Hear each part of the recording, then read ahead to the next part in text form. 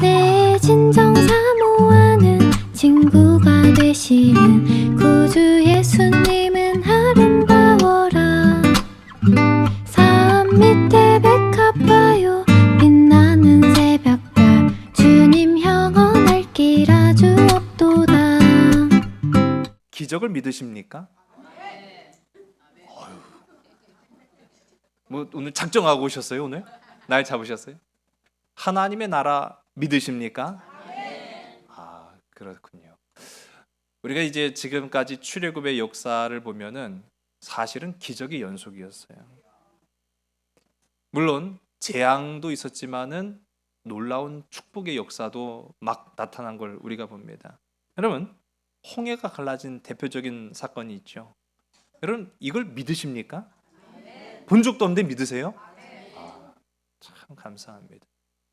그러면 이제 점괘도 좀 믿어야죠. 아니, 점괘는 안 믿으세요? 아니, 바다가 갈라진 것도 믿으시는 분들이, 하나님의 나라가 있다라는 것도 믿으시는 분들이 점괘는 안 믿어요? 아니, 점괘는 안 믿으시니까 좀 당황스럽긴 한데 오늘 제가 점괘를 좀 준비했는데, 이왕 그렇게 점괘 얘기가 나온 바에, 여러분, 점괘가 이왕이면 좋은 게 나오면 좋겠죠. 또 그것도 대답하시네. 이왕 점괘 나오는 거 좋은 게 좋겠죠. 나쁜 거보다야. 그렇죠, 그렇죠. 그래요, 맞아요. 여러분, 뽑기운 좋습니까? 뭘 잘 뽑으세요? 잘 못 뽑으세요? 하하. 이 뽑기운이 이왕 있을까는 좋으면 좋은데, 그렇죠? 자, 여러분, 제가 화면에 한 가지 그림을 좀 보여드리려고 해요. 네, 두 가지 그림이 있어요. 어떤 게 제비뽑기일까요?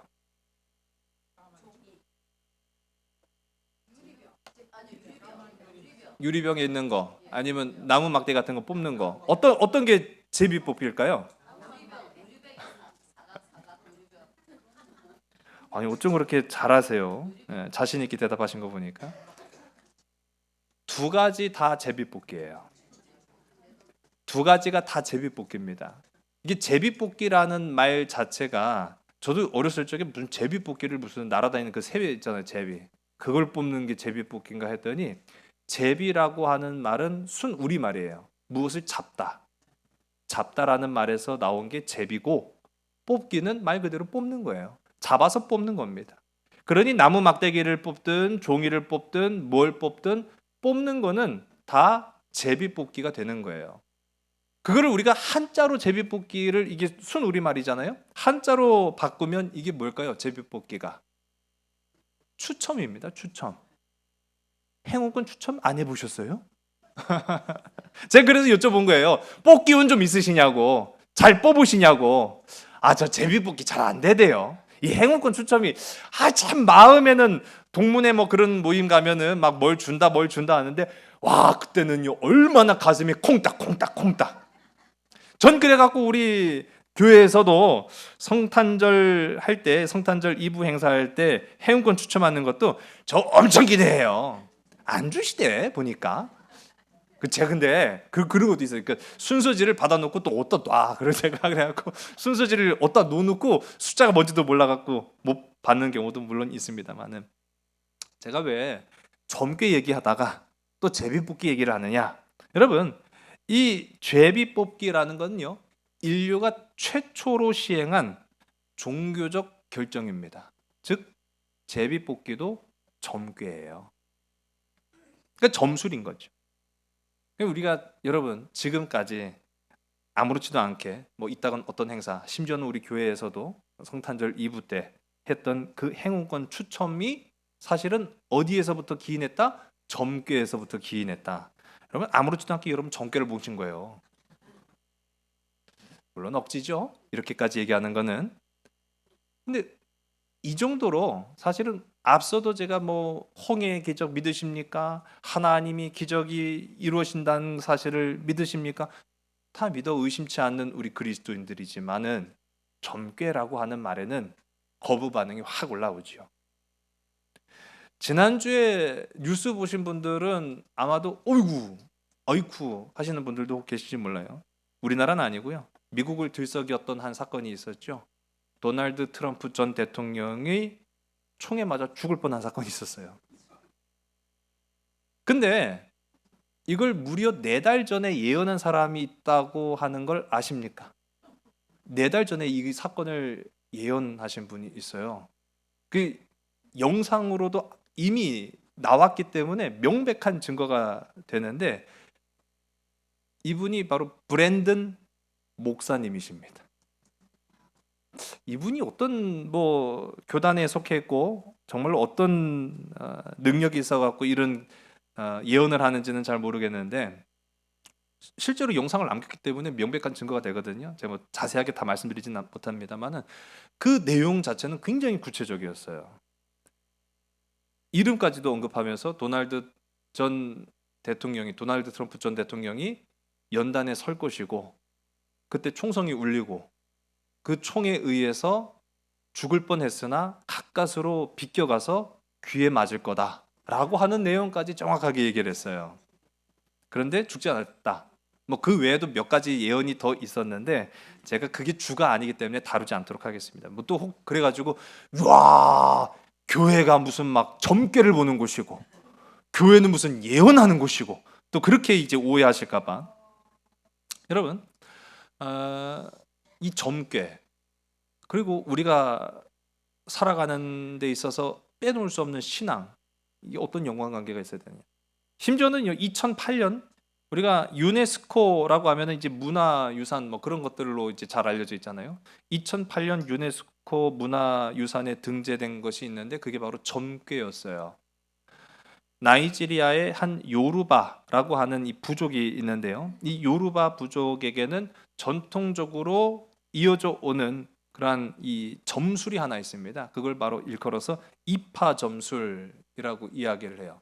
화면 속에 보시는 저런 행위를 하는데 한번 영상을 잠깐 볼까요?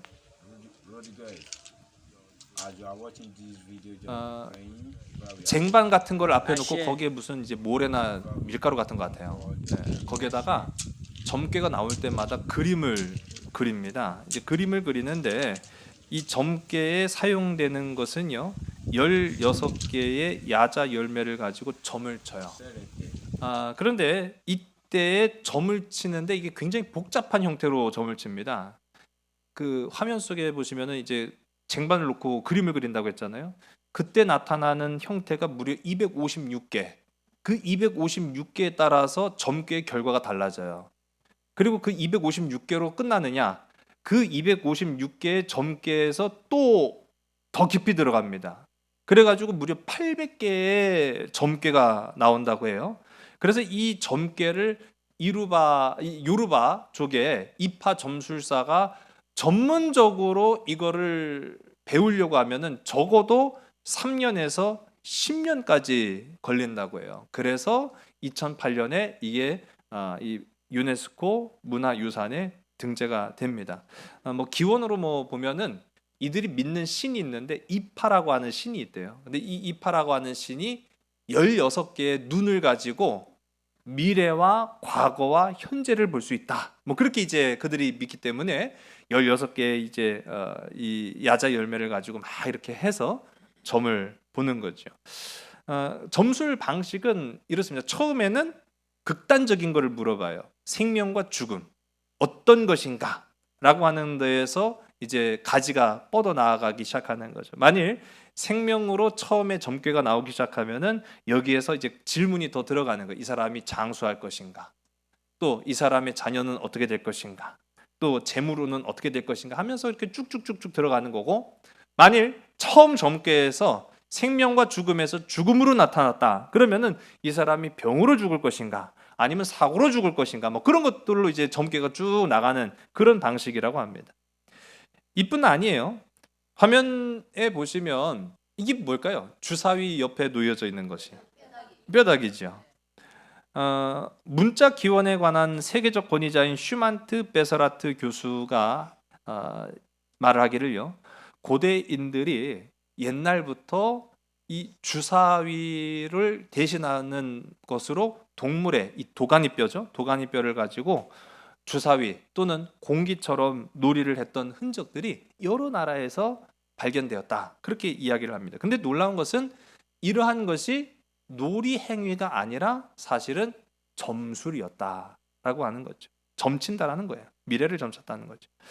놀랍게도 제가 왜 이렇게 뭐 점술, 점괘, 뭐 제비 뽑기 뭐 그런 얘기를 했느냐 하면은 오늘 우리가 함께 나눈 본문 속에 우림과 둠밈은 엄밀히 말하면 제사장이 사용했던 점술 도구예요. 충격적인 얘기라서 저도 굉장히 이거를 이거 어떻게 오늘 우리가 함께 이 본문을 나눠야 되나 그런 생각을 좀 했는데, 그러면 사실 구약 시대는요 고대 근동 시대입니다. 우리가 생각하는 2000년 전하고는 비교도 할 수 없는 그런 시대가 이제 우리가 함께 나누는 이 출애굽의 역사 가운데 있거든요. 근데 이 우림과 둠밈은 제사장이 사용하는 점술 도구. 또 우리가 가만히 생각해 보면은 이뿐만이 아니었다라는 걸 우리가 아는 거예요. 꿈도 사실은 점술이에요. 선지자가 하는 가장 대표적인 역할이 뭡니까? 그렇죠, 예언이에요. 여러분, 야훼 신앙에서 인정되는 공식적인 점술이기도 합니다. 이렇게 이야기하면은 제가 앞서 이야기한 것처럼 아니면 뭐 하나님의 기적, 출애굽의 역사 그런 얘기를 우리가 이야기할 때는 아멘, 아멘 그러다가 점괘도 좀 우리가 믿어야겠죠. 그랬더니 무슨 거부감이 확 든단 말이에요. 근데 어떻게 하겠습니까? 성경엔 이미 이런 것들이 언급이 됐고 또 우리가 함께 나눈 말씀에 보면은 하나님이 이것들을 명령하셨다라고 하는 것을 우리가 알게 되는 거죠. 오늘 우리가 함께 나눈 말씀 속에서도 이 우림과 둠밈이 등장합니다. 근데 이 우림과 둠밈 외에도 꿈, 선지자 이 모든 것들이 다 점술의 도구였고요. 우리 30절의 말씀을 우리 함께 읽습니다. 너는 우림과 둠밈을 판결 흉패 안에 넣어 아론이 여호와 앞에 들어갈 때 그의 가슴에 붙이게 하라. 아론은 여호와 앞에서 이스라엘 자손의 흉패를 항상 그의 가슴에 붙일지니라. 아멘. 이 우림과 둠밈은 사람의 생각과 판단에 의해서 자의적으로 만든 게 아니에요. 하나님이 명령해서 만든 거예요. 하나님이 명령해서 만들었던 거죠. 그럼 성경에서 나타난 이 점술적인 형태가 어디 이뿐만이겠느냐? 앞서 얘기한 것처럼 제비뽑기는 가장 대표적인 점술의 방식 중에 하나로 사용되었고요. 그것이 나타난 여러 장면들이 있는데 대표적인 게 바로 요나. 여러분, 요나 이야기에 보면은 제비뽑기가 언급이 되고 있습니다.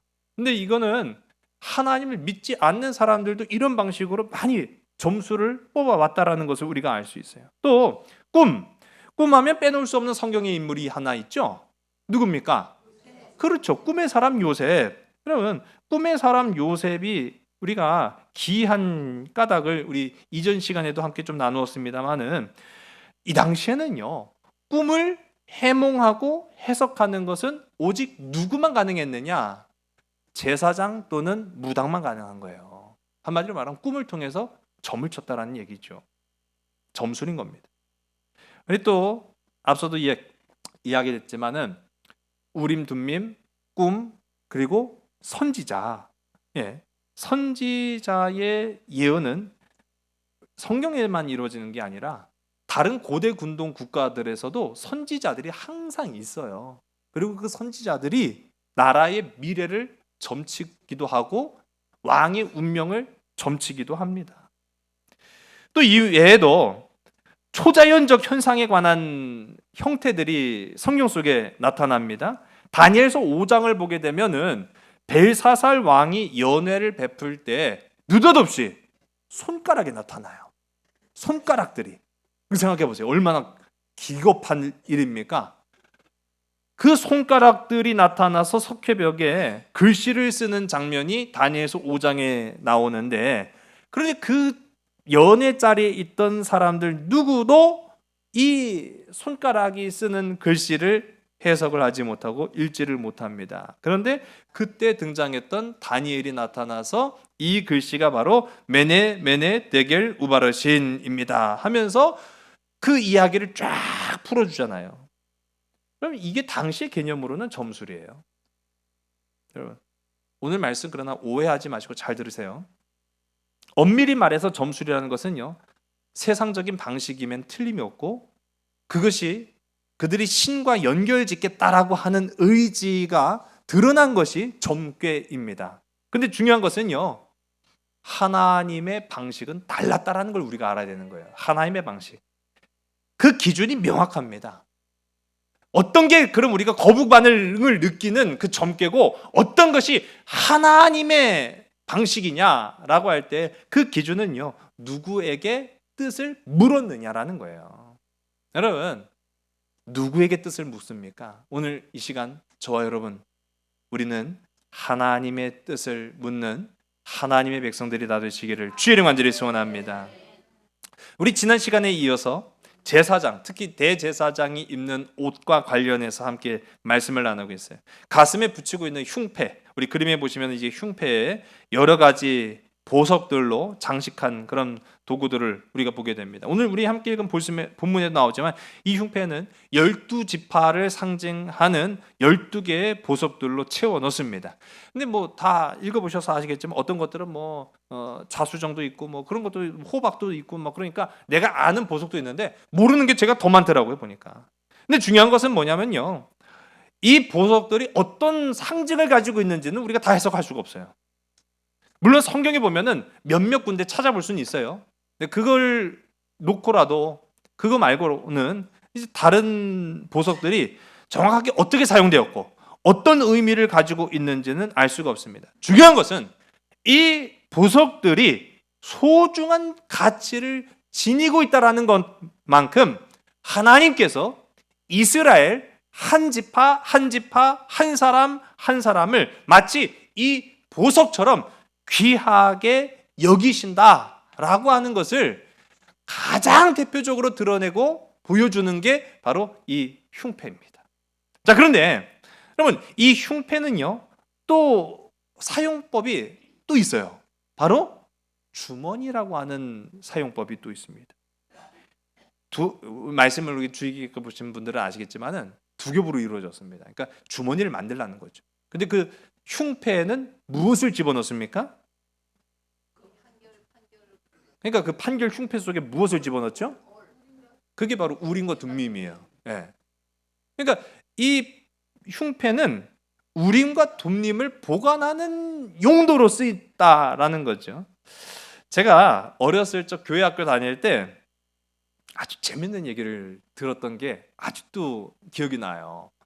어떤 선생님이었는지는 정확하게 기억이 나지 않는데 그분이 하셨던 이야기가, 교회 학교 이제 말씀을 하면서 그때 마침 성막에 관해서 이야기하시고 제사장이 입은 에봇에, 그리고 그 흉패에 관해서 이야기를 하시는데, 사실 뭐 아이들이 뭐 그걸 어떻게 정확하게 알아요? 잘 모르죠. 근데 이거를 설명을 해주시는데 우리 교회학교 저 가르쳐 주셨던 그 교회학교 선생님이 가슴에 있는 이 흉패는 12지파를 상징하는 보석들로 채워졌는데, 만일 어떤 지파에 무슨 비상 상황이라든지 어떤 죄악이 발생하면은 그 보석들이 마치 그냥 무슨 불을 켠 것처럼 반짝반짝 빛난다는 거예요.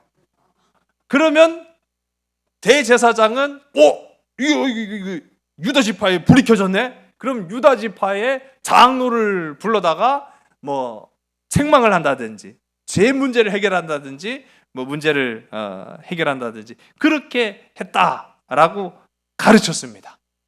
성경에는 그런 부분이 없습니다. 아니, 그래가지고 저도 그렇게 가르쳐 주니까 이거 뭐 무슨 막 최신식 무슨 뭐 LED 막 그 전구를 단 것처럼 막 반짝반짝 빛난다고 하니까 제가 어렸을 적에 그게 너무 신기한 거예요. 정말 그렇게 되나? 이제 그렇게 생각을 했던 거죠. 뭐 물론 성경에는 그런 내용이 다뤄지지는 않습니다만은 중요한 것은요, 이 에봇이 또 판결 흉패가 그만큼 중요한 건 사실이었고요. 그래서 그분의 가르침이 30년이 지난 지금까지도 제 머릿속에 기억된다라고 한다면 뭐 그런 해석은 그렇게 나쁘진 않았다, 저는 그렇게 생각을 해요. 정말로 불이 반짝였는지 아닌지는 알 수가 없지만은요. 근데 이 흉패의 중요성은요, 이게 뭐 다가 아니라는 거예요. 우리가 이름에서도 오늘 본문 가운데 언급이 되지만은 흉패가 그냥 흉패가 아닙니다. 판결 흉패다라고 이야기하고 있어요. 판결 흉패다. 이 재판과 또는 판결과 연관이 되었다라는 것을 우리가 알 수 있는 부분이에요.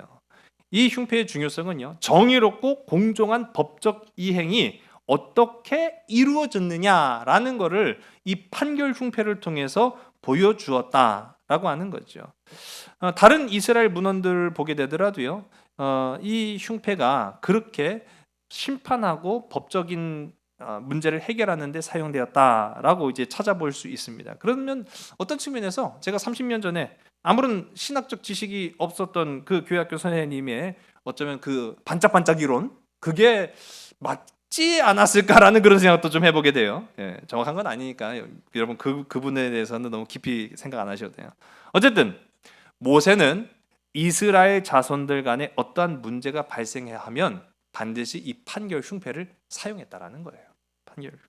오늘 우리가 30절의 말씀을 계속 자꾸 이렇게 반복적으로 보게 되는데 한번 보겠습니다. 시작. 너는 우림과 둠밈을 판결 흉패 안에 넣어 아론이 여호와 앞에 들어갈 때 그의 가슴에 붙이게 하라. 아론은 여호와 앞에서 이스라엘 자손의 흉패를 항상 그의 가슴에 붙일지니라. 아멘. 이 판결 흉패와 함께 등장하는 게 우림과 둠밈인데, 앞서도 판결 흉패 자체도 매우 중요한 의미를 지니고 있지만, 여러분 그 판결 흉패가 중요한데도 불구하고 그거는 주머니의 역할을 감당하고 그 안에 들어간 것이 정말로 더 어떻게 보면 더 중요하다라는 거죠. 근데 그 더 중요한 게 뭐냐? 그게 바로 우림과 둠밈이다 라고 성경은 이야기하고 있어요. 도대체 우림과 둠밈이 뭐길래 이토록 귀한 판결 흉패 속에서 더 귀하게 보관하고 있는 것일까? 중요한 건요, 앞서도 이 판결 흉패가 뭐 반짝반짝 있는지 뭐 그런 건 또 뭐 성경에 나오진 않지만은요, 우림과 둠밈이 무엇으로 만들어졌는지, 어떠한 모양인지, 어떤 형태인지 나오지 않아요. 나오지 않습니다. 그러니까 우리가 알 수가 없어요. 다만 이걸 언제 사용했느냐라고 하는 부분에 대해서만큼은 성경이 이야기를 하고 있어요.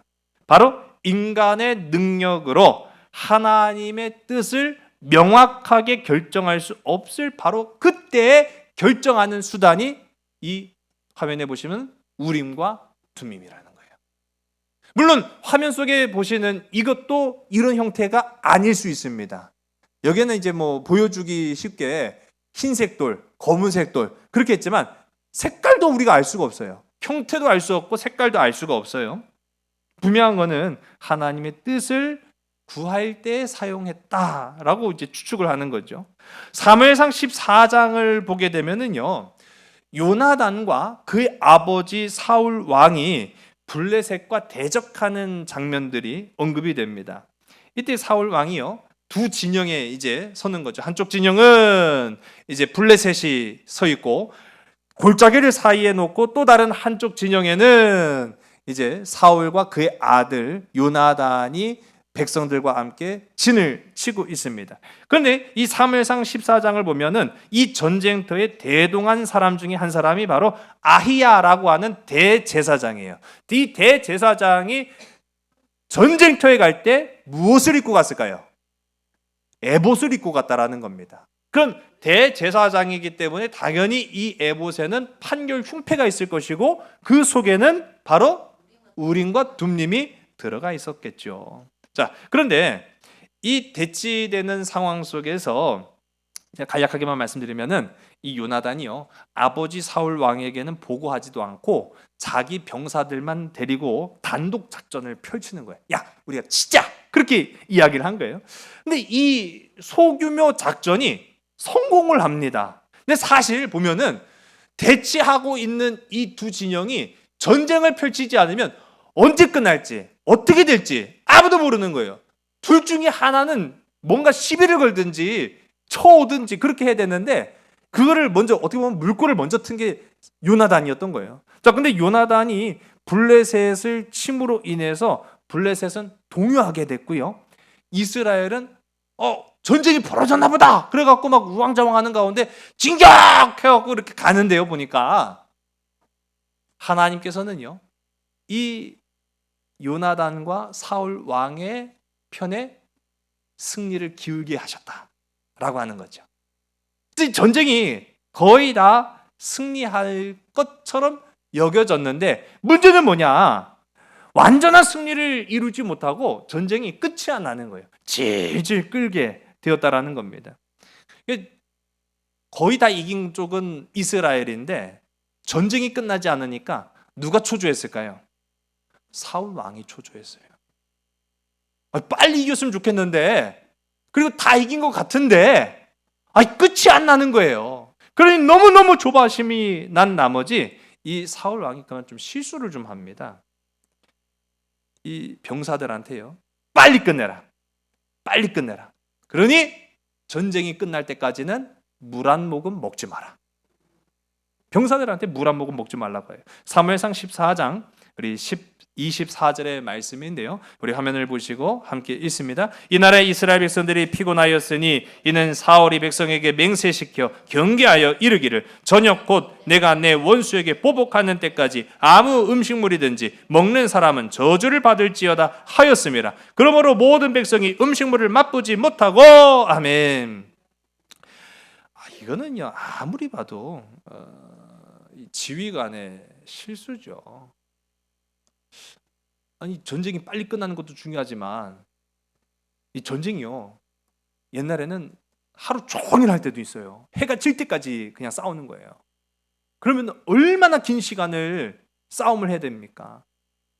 그러면 뭐 먹을 게 있으면 먹기라도 하면서 기운을 차려가면서 해야 될 거 아니에요. 근데 물 한 모금 먹지 말라고 하는 거죠. 그 문제는 뭐냐면, 먼저 전쟁터에 나가서 시비를 걸어가지고 싸움을 이기도록 만들었던 이 요나단은 사울 왕의 이 명령을 못 들었던 거예요. 그러니까 요나단도 얼마나 배고픕니까? 근데 요나단도 배고파 죽겠는 그 와중에 뭘 발견해요? 그 참 그것도 신기해요. 전쟁 와중에 그게 보였나? 꿀을 발견합니다. 우리 이거를 이제 석청이라고 하죠. 석청을 발견해서 그를 지팡이 끝에 딱 찍어갖고 혀 끝에 대는 순간, 우와! 성경엔 그렇게 표현 안 됐지만 눈이 밝아졌다라고 나오고 있어요. 눈이 밝아졌다. 진짜 배고프다가 뭘 먹으면 눈이 떡 떠지잖아요. 이게 진짜 사람이 그런 것 같아요. 그러니까 눈이 밝아진 거예요.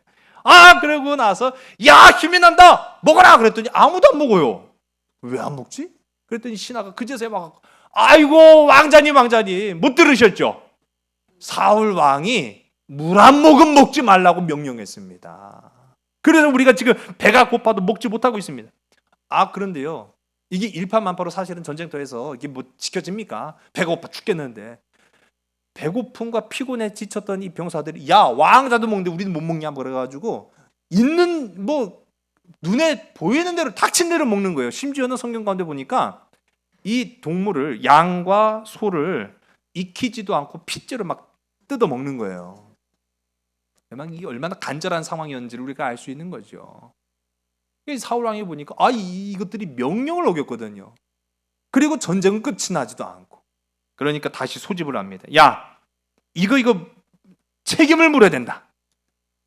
이 책임을 묻는다는 게 굉장히 무서운 거예요. 근데 결과적으로 하나님의 뜻을 물으면서 사울은요, 제사장을 통해서 이게 누구의 책임인가라고 하는 것을 추궁을 하기 시작하는데, 이게 좀 방향이 또 잘못됐어요. 그러니까 자기가 먹으라고 하면 되는 건데 그 먹지 말라고 했으니까 이제 발생된 거 아니에요.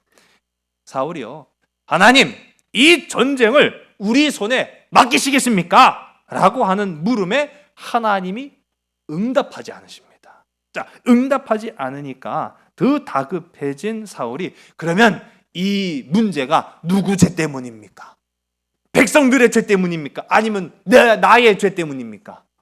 만약 나의 죄라고 한다면 내 아들 요나단도 죽여버리겠습니다. 막 그렇게 아주 서슴지 않은 말을 막 내뱉기 시작해요. 그래갖고 이스라엘 백성들을, 야, 니들은 이 편에, 우리는 이 편에. 그리고 제비를 뽑죠. 근데 제비를 뽑았는데 뽑힌 게 사울과 요나단. 거기에 한 번 더 제비를 뽑습니다. 이것도 좀 문제가 많잖아요. 시시비비를 가리는 것도 중요하지. 그런데 이게 중요한 건 아닌 것 같은데, 어쨌든 간에 사울과 요나단이 뽑히는 상황에서 한 번 더 뽑자 그래갖고 뽑힌 게 요나단이었어요. 요나단이 그제서야, 아버지, 내가 아버지의 명령을 못 듣고 그만 이 꿀 한 모금을 내가 찍어서 먹었습니다. 이거 어떻게 해요? 사울이 요나단을 죽여야 되는 상황인 거예요. 근데 그런 상황 속에서 백성들이 큰 청함으로 이 요나단을 죽이는 비극은 멈춥니다. 근데 나중에 가서 이러한 이 부자지간의 비극이 실제로 나타나게 되죠. 근데 이 부분이 이 사무엘상 14장의 말씀에서 이 부분이 영어 성경을 보면은요 이렇게 해석되고 있어요.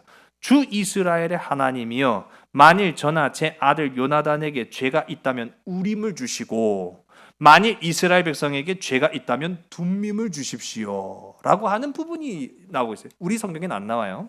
자, 그렇게 되는데 이때의 판결을 위해서 사용한 도구가 바로 제사장의 우림과 둠밈이었다라는 걸 이제 보는 거죠. 이뿐만 아닙니다. 우림과 둠밈이 언급된 부분이 또 사울과 또 연결되고 있어요. 사무엘상 28장을 보게 되면 하나님께 버림받은 이 사울이 하나님의 뜻을 구하고자 또 우림과 둠밈을 찾는 모습을 봅니다. 사무엘상 28장 6절과 7절의 말씀인데요. 우리 화면 보시고 함께 읽습니다. 사울이 여호와께 묻자오되 여호와께서 꿈으로도 우림으로도 선지자로도 그에게 대답하지 아니하심으로 사울이 그의 신하들에게 이르되 나를 위하여 신접한 여인을 찾으라. 내가 그리로 가서 그에게 물으리라 하니 그의 신하들이 그에게 이르되 보소서 엔돌에 신접한 여인이 있나이다. 아멘. 자, 이 장면을 우리가 보면 알 수 있죠. 먼저는 하나님께 물을 때의 꿈, 우림, 둠림도 이제 포함이 되는 거고요. 그리고 선지자. 그것이 해결이 안 되니까 이 사울이 누구를 찾아갑니까? 그렇죠. 무당을 찾아갔다라고 하는 기록까지 이제 나오고 있어요. 우림과 둠림의 사용은 이제 민수기에도 언급이 되고 있어요. 우리 민수기 27장 21절의 말씀을 우리 함께 읽습니다. 그는 제사장 엘르아살 앞에 설 것이요 엘르아살은 그를 위하여 우림의 판결로서 여호와 앞에 물을 것이며 그와 온 이스라엘 자손 곧 온 회중은 엘르아살의 말을 따라 나가며 들어올 것이니라. 아멘. 자, 여러분 여기에서도 우리가 보니까 우림과 둠림이 적잖게 등장을 합니다. 에스라 22장 63절을 보면은 이 우림과 둠림의 등장이 아주 흥미로워요. 이스라엘 백성들이 바벨론 포로 생활을 마치고 70년 만에 돌아옵니다. 근데 돌아오면서 이제 각 지파별로 분류를 하는 거예요. 이제 그동안에 우리가 족보도 없이 살았으니까 다시 돌아온 이스라엘에서 우리가 족보를 통해서 다시 이제 회복되는 하나님의 이스라엘 민족들로 살아갑시다. 그렇게 얘기하는데 중요한 건 뭐냐면 여기에 일부가 우리는 제사장의 후손입니다라고 주장을 하는데 문제는 족보가 없었던 거예요. 우리는 제사장의 후손이 맞습니다 했는데 증거가 되는 족보가 없으니까 그래서 이들이 자신의 족보를 입증하지 못하자 사용한 게 바로 우림과 둠림이었습니다. 우리 에스라 2장 63절의 말씀을요 우리 함께 읽습니다. 방백이 그들에게 명령하여 우림과 둠림을 가진 제사장이 일어나기 전에는 지성물을 먹지 말라 하였느니라. 아멘. 자, 여러분 참 이 우림과 둠림 이거 어떻게 해석하나라는 그런 생각도 들면서도 하나님께서 명령하신 것을 우리가 어떻게 받아들여야 되는가라는 생각도 우리가 가질 수 있죠. 여러분 어떻게 하나님의 뜻을 구하여야 하겠습니까? 이게 오늘 이 시간 우리가 이 말씀을 통해서 우림과 둠림을 해석하는 가장 중요한 기준이 되는 거예요. 어떻게 해야 여러분의 삶에 하나님의 뜻을 구하시겠습니까? 우림과 둠림을 가지고 다니십니까?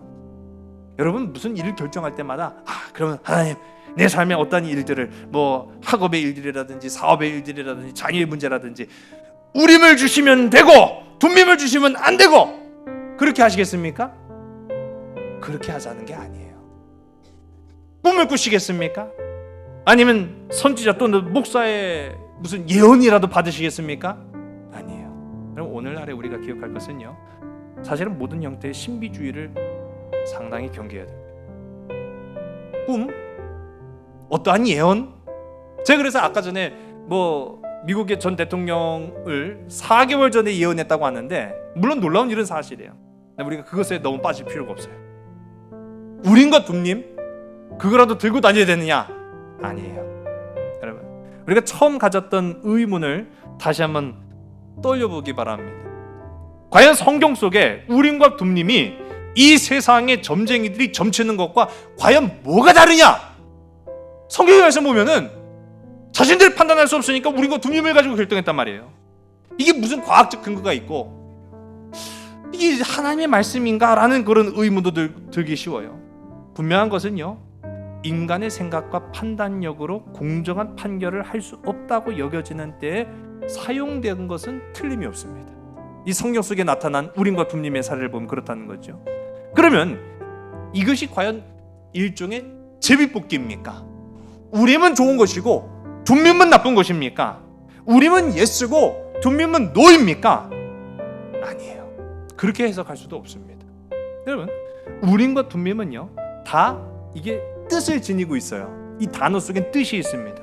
우림은 빛을 말하는 것이고요, 둠밈은 완전을 말하는 거예요.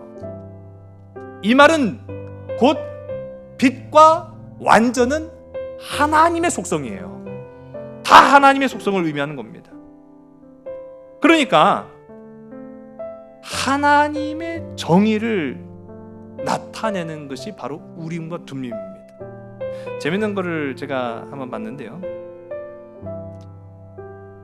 이 영어로 쓰여 있고 문양이 돼 있잖아요. 대학교 문양입니다.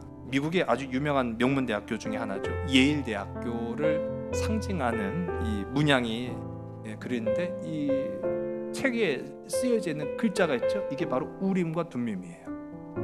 미국 명문대학교 예일 대학교를 상징하는 이 문양 속에 우림과 둠밈이 새겨져 있습니다. 그러니까 지혜의 학당인 이 학교를 통해서 세상에 하나님의 완전한 빛을 드러내라라고 하는 것이 이 설립자의 설립 의지였던 것을 우리가 보는 거죠. 그렇습니다. 우림과 둠밈은요, 거룩한 제비뽑기예요.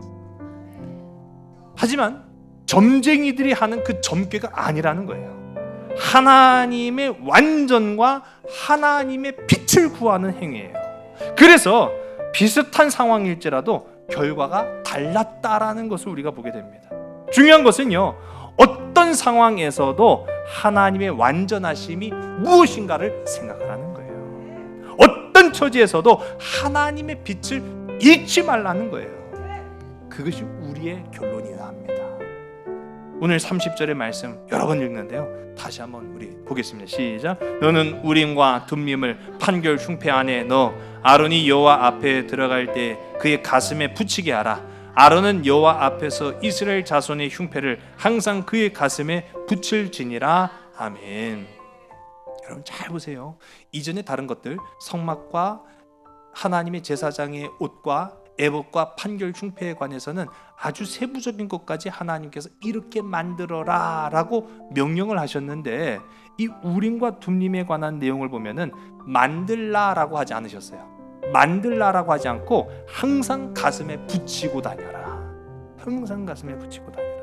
여러분, 우림과 둠밈의 가장 바람직한 올바른 사용법은요, 언제나 하나님의 완전하심과 하나님의 선하신 빛을 여러분 가슴에 간직하고 다니는 것입니다. 미래를 알고 싶습니까? 하나님의 완전하심을 품고 살아가시기 바랍니다.